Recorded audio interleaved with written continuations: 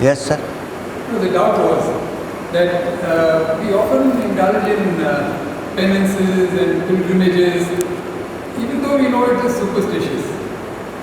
In a way, we are trying to force the good Lord to give His grace.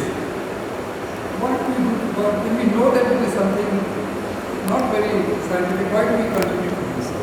I do not agree with you on this matter, that it is not scientific or that it is a superstition. I think pilgrimages, and what is the other thing you said? Penances. Penances and pilgrimages for... So let's deal with pilgrimages. Now, all centers of pilgrimage have been established in the ancient times by some ancient people, because most centers of pilgrimage are in some power centers. Badrinath, for instance, it's a pilgrimage place, but it's a power center. Already there is something there which is intangible to us normally. Because of that, from ancient times, temples have existed there. You'll see that many temples and monasteries are built on mountain tops. They are built in places which are conducive to spiritual progress. So, great men have gone there and sat and did tapasya out there.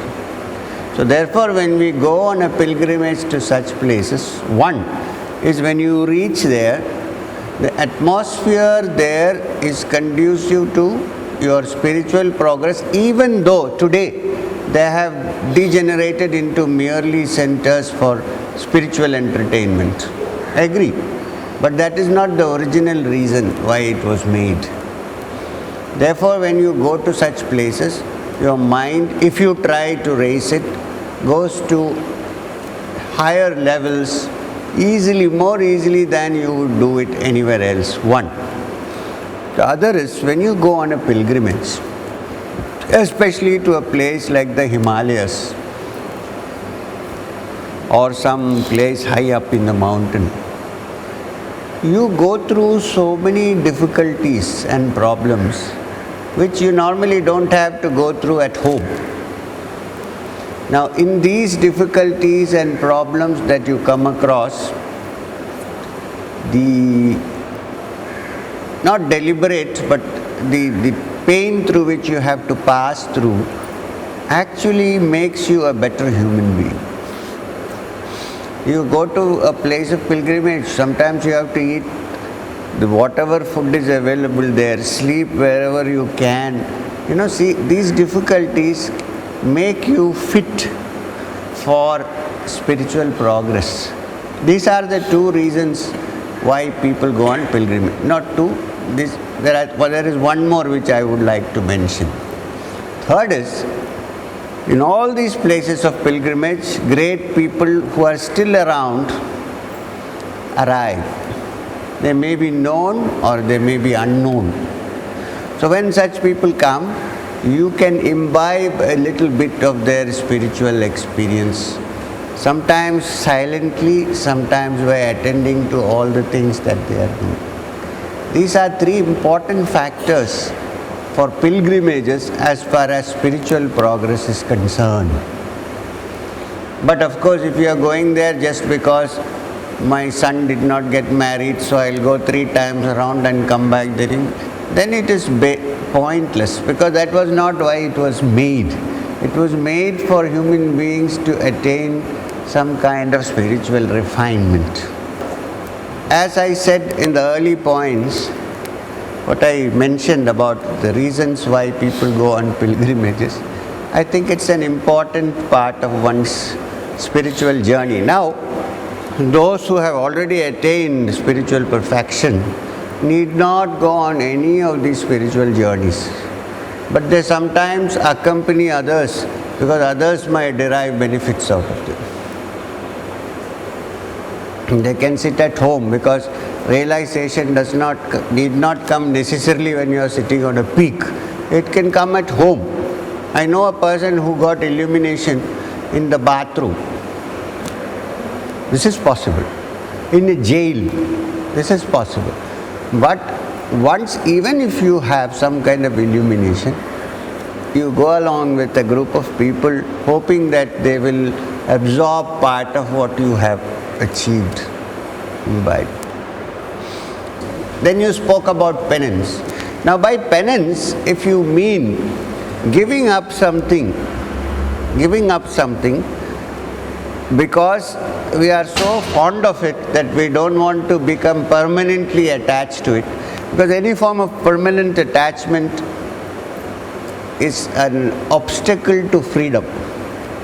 Unless the mind is freed from the things that it is always caught up with, it cannot hope to fly. Because it's bound down, there's a weight holding it back. So any action done in the hope that you are able to free yourself from that can be considered a beautiful penance. But anything like standing on one foot for 50 years with your hands raised, which is to invite torture for the body, I don't think is a useful penance whatsoever. You don't purify the soul by making the body suffer. That's a very old and primitive way of thinking. There is no such thing, because you can go on torturing the body. The body will feel tortured. The mind cannot even meditate. It can't do anything spiritual. You know the story of the Buddha who went with the Jain monks at one time, with the extreme Jain monks who used to torture their bodies by not eating for days. Not eating for days. And then he could not meditate, because how can you meditate on an empty stomach? For how long can you? Especially a man who was a prince at one time. So he gave up that company, went somewhere, begged for some food and ate the food. Then all the people said, oh, he has left the spiritual path, he has eaten some food. And they rejected him. Then he went and sat under the bo tree, and that day he got his illumination, because the body was not overfed. At the same time it was satisfied because of the food that was given. And he had all other background well prepared and dug up properly. So the seed was planted and it immediately sprouted. So he became the Buddha. I think the greatest penance for any human being, normally, for us, people who live in this world, the greatest penance is to calmly and quietly, without reacting, hear somebody insulting us. Calmly and quietly, with absolutely no anger or reaction, quietly hear somebody insulting us, and at the end of it say, thank you very much. That would be the greatest penance for a yogi. So, if you can listen to somebody saying you are a bloody fool, you are this, you are that, and then do nothing about it, and then at the end of it say thank you very much for what you have said. I may or may not agree with what you said, but that was fine. Maybe I am a fool. That is the greatest penance. 1. 2. When I am without food for 10 days, then somebody gives me a little bit of food to eat for my hunger.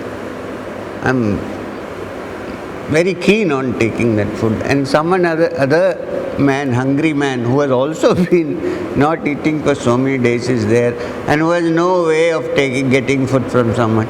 If you can share a little bit with this guy before you eat, I think that is a great penance. Now, every day I have a habit that I should enjoy a certain thing, without which I don't feel okay. If I can give that up for the sake of somebody else, because that somebody else is tired of telling me that this is a terrible thing, why are you doing it? So I say, for at least for that person's sake, let me stop it.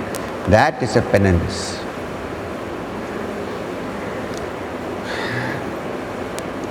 If I have a child at home and I look after that child, it's okay, it's wonderful. It's better than not looking after your own child. But no big deal, the monkeys also do that. You don't have to be an intelligent human being to do that. It is built in the system for survival of the human race. The monkey carries its child on its stomach and goes around places, protects it. So even small creatures look after their young, no big deal. But if you are ready to look after somebody else's child who has no support, or an orphan who has been left on the road, that is a great penance.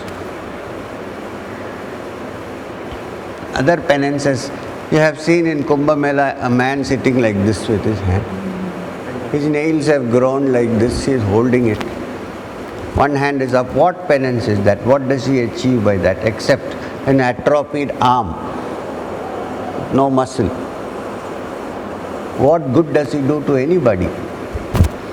That's not penance from my point of view.